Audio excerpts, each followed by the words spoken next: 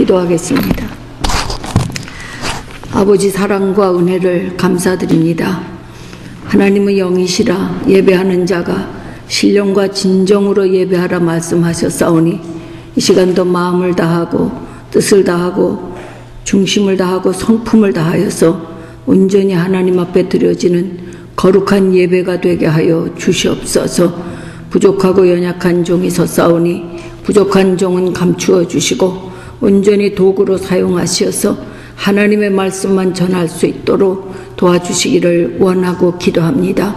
한 심령이라도 거저왔다가 거저가지 아니하도록 은혜 주시옵소서. 예수님 이름으로 간절히 기도하옵나이다. 아멘. 신학교 다닐 때에 설교학을 가르쳤던 교수가 하는 말이 생각이 났습니다.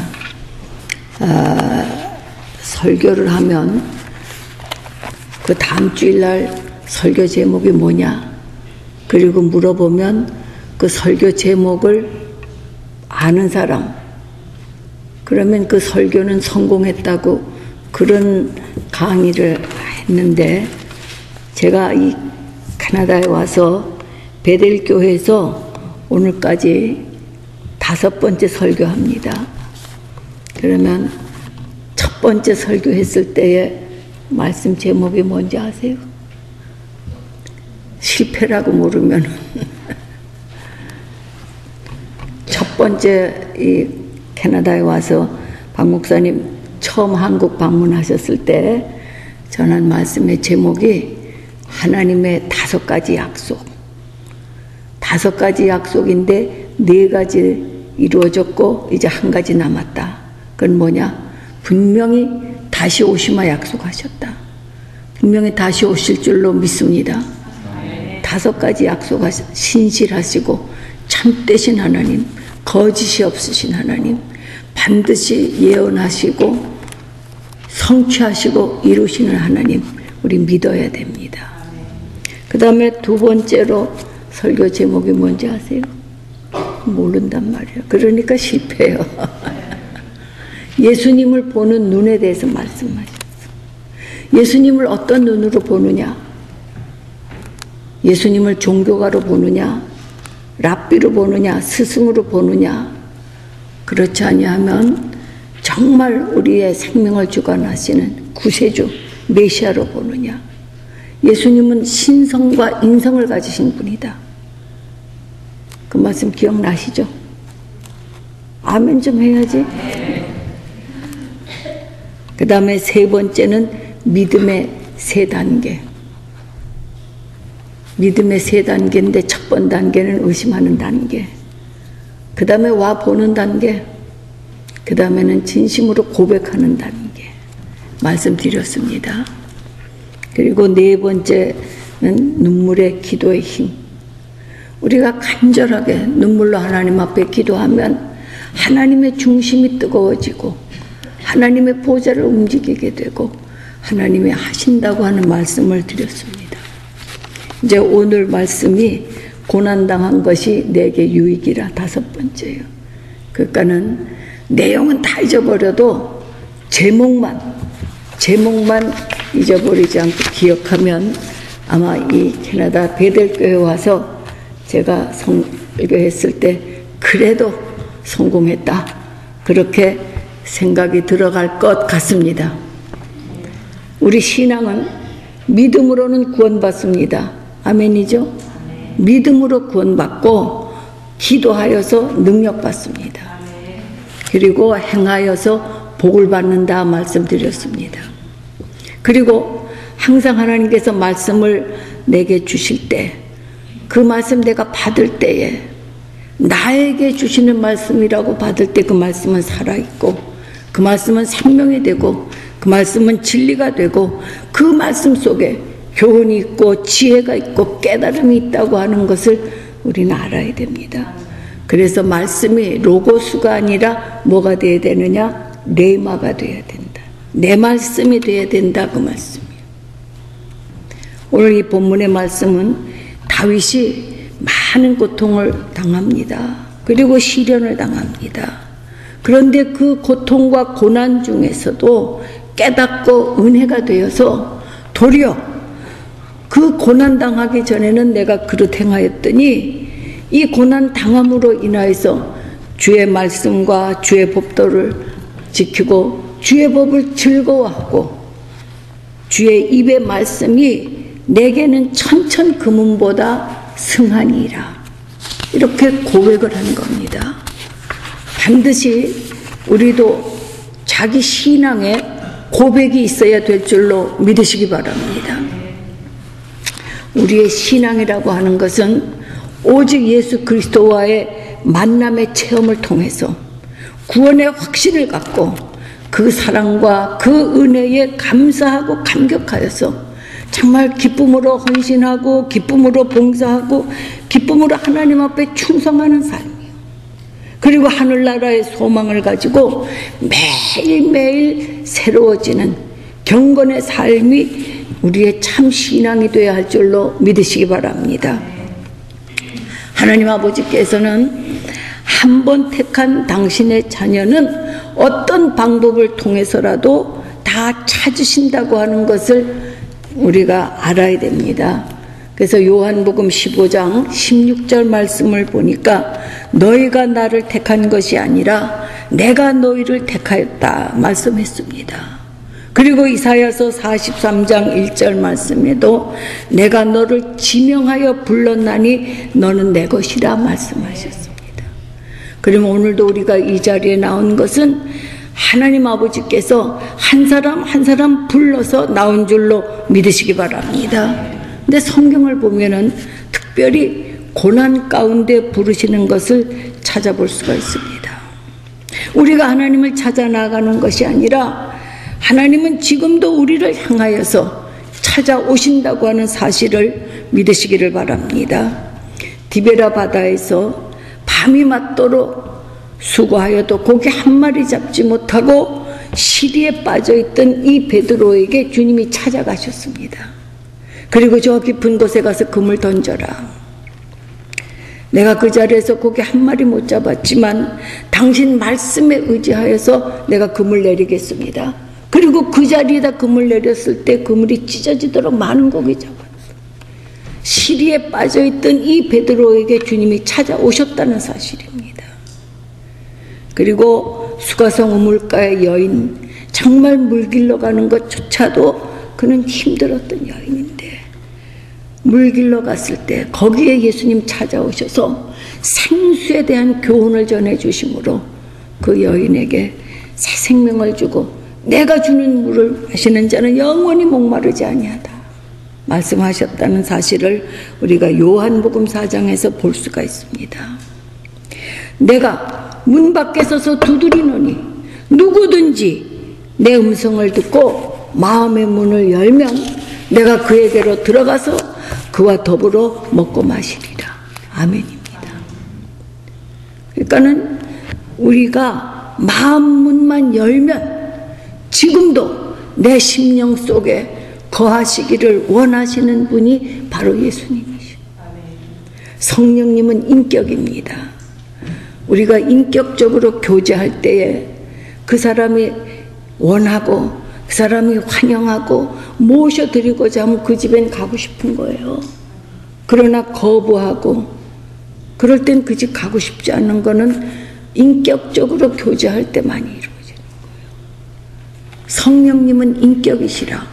우리가 마음문을 열어서 성령님 오시옵소서 내가 원합니다. 내 속에 오시옵소서 원할 때 성령님은 내 심령 속에 오시어서 나를 살아주신다는 얘기예요. 그와 더불어 먹고 마시리라. 아멘이죠.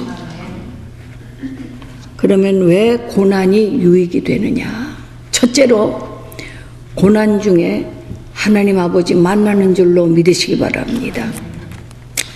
히브리서 12장 5절에서 13절 말씀을 보면 사랑하는 아들을 권면하고 꾸지람하고 책망하신다 그랬습니다. 이 징계가 없으면 너희는 사생자라. 6절 말씀에 내 아들아 주의 징계하심을 경히 여기지 말며 그에게 꾸지람을 받을 때 낙심하지 말라. 주께서 그 사랑하시는 자를 징계하시고 그의 받으시는 아들들마다 채찍질 하심이라. 징계는 사랑의 매입니다. 그런데 오늘 이 히브리서에 있는 말씀을 보면 이 징계가 없으면 너희는 사생자라는 얘기예요. 사생자는 아버지가 없는 게 사생자입니다. 그러면 그 아들이 잘못된 길을 가고 성실하게 살지 못하고 그 아들이 불순종하면 그 육신의 아버지는 그 아들을 책망하고 꾸지람하고 징계해서라도 바로잡고자 하는 것이 육신의 아버지라는 얘기예요. 하물며 우리 영의 아버지께서 우리를 권면하고 우리를 꾸지람하고 우리에게 책망할 때에 우리가 그 말씀을 받고 그 당시는 슬퍼 보이고 그 당시는 그것이 괴로워 보여도 그것으로 말미암아 연단한 후에는 반드시 의의 평강한 열매를 맺는다는 사실을 믿으시기 바랍니다. 징계와 진노가 구분되어야 되는 거예요. 진노는 하나님의 형벌이요. 하나님께서 진노하시면 끝장이요. 그러나 하나님이 징계하실 때는 이것은 사랑의 매라고 하는 것을 여러분들이 아시면 얼마든지 감당할 수 있다고 하는 사실입니다. 하나님의 징계는 때로는 질병으로, 때로는 사업 실패로, 때로는 물질로, 때로는 인간관계로 또는 본의 아닌 실수를 통해서 고난과 고통을 당할 때가 많이 있다는 얘기입니다. 그러면 바로 그런 때가 하나님 만나는 때요. 바로 그때가 은혜 받을 때요. 바로 그때가 하나님 앞에 두 손 드는 때라고 하는 것을 여러분들이 아셔야 됩니다. 우리의 신앙이라고 하는 것은 우리가 교회 오고 예수 믿고 그렇게 입으로는 참 잘하는데 우리의 믿음, 우리의 신앙, 우리의 교회 생활이 내 생명과 직결이 되어 있고 내 삶과 직결이 되어 있다고 하는 것을 여러분들 아셔야 됩니다. 우리 신앙의 형식이 아니요. 우리 신앙의 의식이 아니요. 우리는 하나님 만날 만한 때가 있고 은혜 받을 때가 있고 하나님 앞에서 두 손 들 때가 있다고 하는 것을 반드시 여러분들이 깨달으시기 바랍니다. 그래서 우리 찬송가 중에도 천부여 의지 없어서 손들고 옵니다. 주님 나 박대하시면 나 어디 가리까. 이와 같이 우리가 찬송을 부를 때 그 찬송 가사 속에도 우리에게 깨달음이 온다는 얘기예요. 우리 인간은 한계가 있는 겁니다. 우리 힘으로 모든 것 다 할 수 있는 것 같아도 건강에도 한계가 있고 물질에도 한계가 있고 지식에도 한계가 있다고 하는 것을 여러분들이 체험하고 살아야 됩니다. 한계 상황에 부딪혔을 때에 무엇인가 붙잡아야 되고 무엇인가 의지해야 되고 그것이 바로 우리 인간의 마음이라는 얘기예요. 그런 때에 주님께서 찾아주시고 만나주시고 위로해 주시고 용기 주시는 분이 바로 우리 주님이시고 예수님이신 줄로 믿으시기 바랍니다. 하나님은 절대 주권자인 걸 알아야 되고 인간의 생사화복을 주관하신 분이라고 하는 것을 여러분이 믿으셔야 됩니다. 천지 만물을 다스리시는 분이라고 하는 것을 믿어야 된다는 얘기예요. 우리가 이것을 바로 알고 바로 믿으면 어떤 환난이나 어떤 고난이 온다 할지라도 낙심하거나 좌절하거나 원망하거나 흔들릴 수가 없다고 하는 사실을 깨달으시기 바랍니다. 하나님의 허락이 없이는 어떤 사건도 내게 올 수가 없다는 사실이에요. 나에게 일어난 모든 사건 전부가 선택적인 사건이다. 저는 그렇게 생각합니다. 그럼 선택이라는 거 뭐냐? 골랐다는 얘기거든요. 뽑았다는 얘기예요. 그러면 내가 당할 때는 기가 막히고 절망이고 좌절이다 할지라도 하나님 편에서 보실 때는 좋은 것을 골라서 나에게 주셨다고 하는 사실을 알게 되더라 얘기예요. 그러면 어떤 고난이 닥친다 할지라도 하나님께서는 좋게 해주시려고, 아멘, 좋게 해주시려고 주신 고난이고 사건이라고 하는 것을 알게 된다는 얘기예요. 그래서 로마서 8장 28절 보면 우리가 알거니와 하나님을 사랑하는 자 곧 그 뜻대로 부르심을 입은 자들에게는 모든 것이 합력하여 선을 이루느니라. 아멘이죠. 아멘 잘해야 된다 그러잖아. 아멘이라고 하는 거는 늘 옳습니다. 동의합니다. 그렇게 되길 원합니다.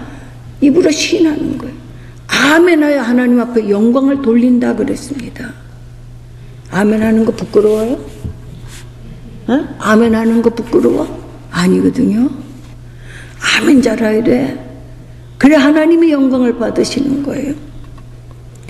어떤 고난이라도 하나님 편에서 볼 때는 좋은 것이기 때문에 나에게 주신다는 얘기예요. 모든 게 합력하여서 선을 이루게 하시기 위해서 하나님이 하신다고 하는 것을 여러분들이 꼭 아시기를 바랍니다. 두 번째로 하나님은 환난 중에도 우리를 도와주시는 분이다. 시험을 주시되 피할 길도 주시고 감당치 못한 것은 허락하지 않으신다고 말씀을 하셨습니다. 구약의 에레미야 애가 3장 33절 말씀을 보면 주께서 인생으로 고생하며 근심하게 하심이 하나님의 본심이 아니라 그랬습니다. 여러분 좀 성경 가서 찾아보시고 빨간 걸로 쳐놔. 주께서 인생으로 고생하며 근심하게 하시는 것은 하나님의 본심이 아니라는 얘기예요. 우리 부모가 자식을 향해서 막 책망하고 야단하고 혼내잖아요. 그러면 그 아버지가 그 아들에게 본심으로 그러겠느냐 이거야. 아니란 얘기요. 본심은 뭐예요? 사랑하고. 본심은 뭐예요? 잘 되길 바라고. 그게 그 아버지의 본심이라는 말이거든. 주께서 인생으로 고생하며 근심하게 하는 것은 하나님의 본심이 아니라. 에레미야 애가 3장 33절 말씀 기억하시기 바랍니다. 하나님은 우리를 연단하시고 훈련시켜서 정금과 같이 쓰신다고 하는 것 믿으시기 바랍니다. 우리가 살아가다 보면 뜻하지 않은 어려운 일 많이 당하게 됩니다. 그러나 반드시 하나님께서는 해결할 길도 주시고 피할 길도 주시는 분이심을 믿으시기 바랍니다. 그다음에 세 번째로 고난당함으로 주의 법을 배우고 주의 뜻을 따라 살게 되더라 그 말씀이에요. 그래서 71절 말씀에 고난당한 것이 내게 유익이라 이로 인하여 내가 주의 율례를 배우게 되었다 고백하게 되는. 하나님은 고난을 통하여 우리를 깨뜨리는 겁니다. 물질로 깨뜨리든지 그렇다면 질병으로 깨뜨리든지 인간관계로 깨뜨리든지 그때는 힘들고 어렵지만 그거 잘 통과하면 반드시 영적 열매 맺게 된다는 얘기예요. 여러분 사도 바울이 바울 되기 전에 사울이었습니다.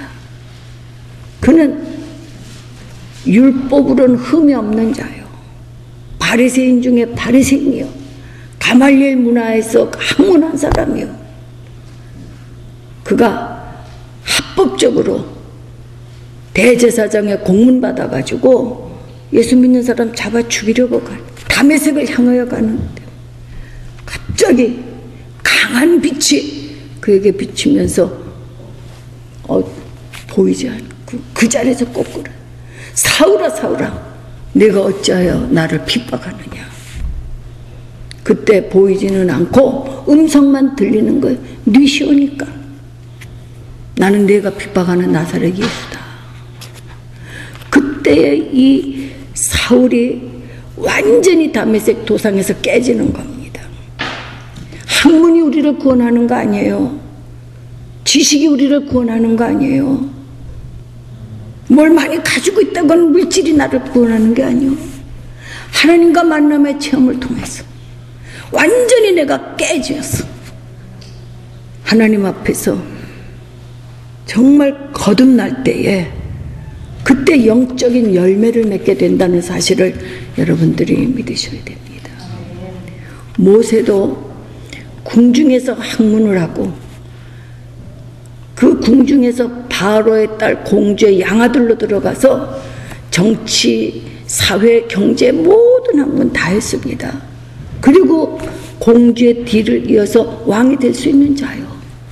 근데 하루는 나갔다가 이스라엘 민족하고 애굽 사람하고 싸울 때 히브리 사람 편에 섰잖아요. 그 다음에 또 나가보니 자기 동족끼리 또 싸우는 거야. 그래서 어떻게 동족끼리 싸울 수 있느냐. 그리고 말리니까 네가 어젠 애굽 사람 죽이더니 오늘은 또 우리 죽이려고 그러냐. 살인자라고 하는 게 탄로가 난 거예요. 그래서 이 모세도 미디안 광야로 도망가는 겁니다. 그 미디안 광야에서 양을 치면서, 이드로의 양을 치면서 하나님 앞에 있을 때 하나님께서 호렙산 가시덤불 속에서 모세를 부르는 거예요. 이렇게 절망과 좌절 속에서 하나님께서는 부르시는 건 완전히 깨지게 만들었어. 내가 선 땅은 거룩한 땅이니 내 발의 신을 벗어라. 이렇게 모세도 하나님께서 깨뜨려서 쓰셨다고 하는 것을 볼 수가 있습니다. 거듭나게 해주시는 거예요. 내 중심의 삶이 예수 중심으로 바뀌어지는 삶이 돼야 된다, 그 말씀이에요. 그럴 때 하나님께서 축복합니다. 그래서 인간의 실패는 하나님의 새로운 시작이라고 하는 것을 믿으시기 바랍니다. 그리고 하나님의 축복도 반드시 고난 후에 온다고 하는 사실이에요. 그러니까 환난의 마차를 타고 숨어서 축복이 오는 것을 볼 수 있는 신령한 눈이 열려야 된다, 그 말씀이에요. 큰 시험과 고난이 오면 하나님 아버지께서 또 나에게 무슨 복을 주시려고 이 고난을 주십니까?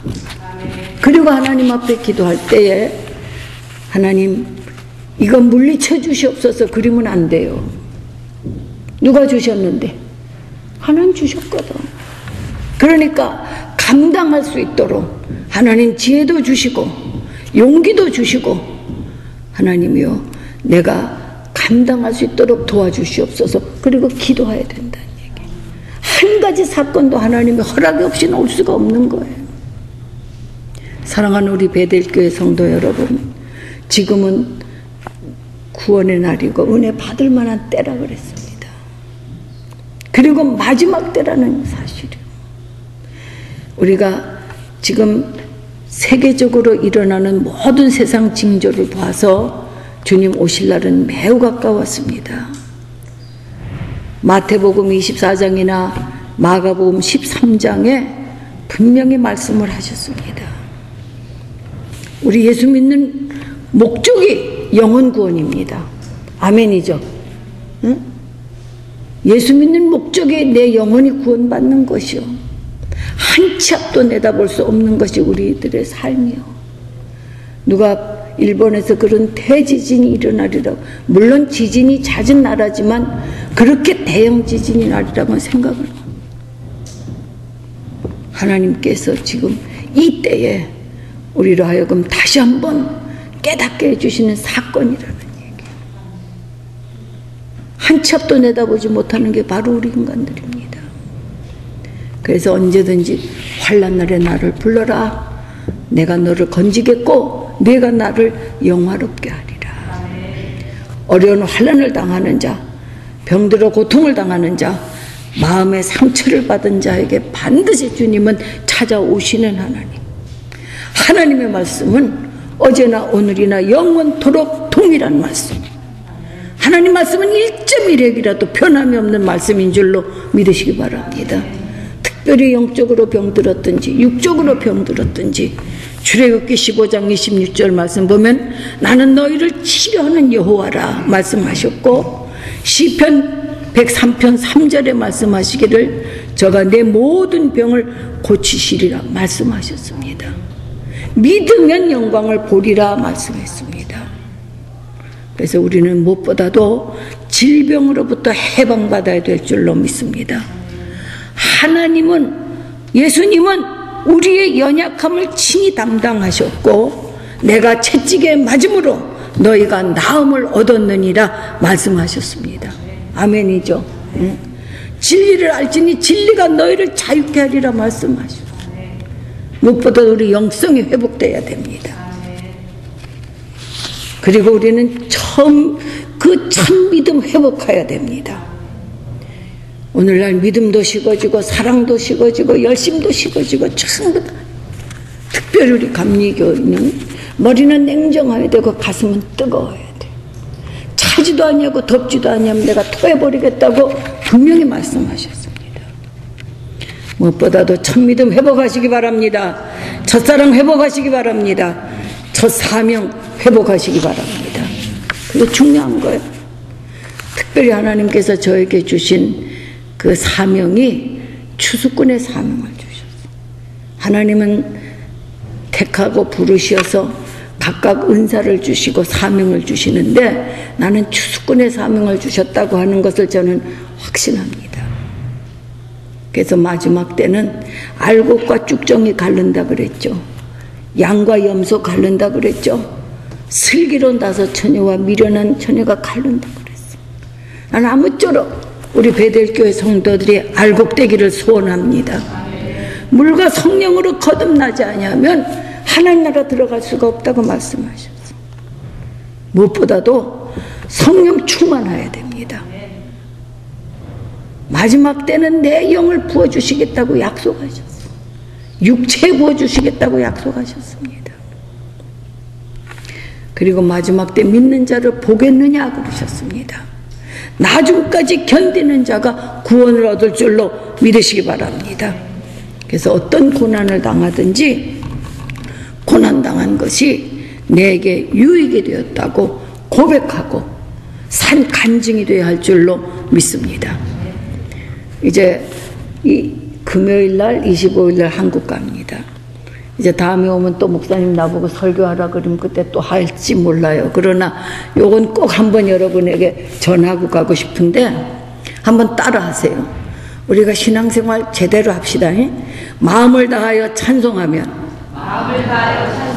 마음문 열리고 목숨 다하여 기도하면 하늘문 열리고 사모하는 마음으로 말씀 받으면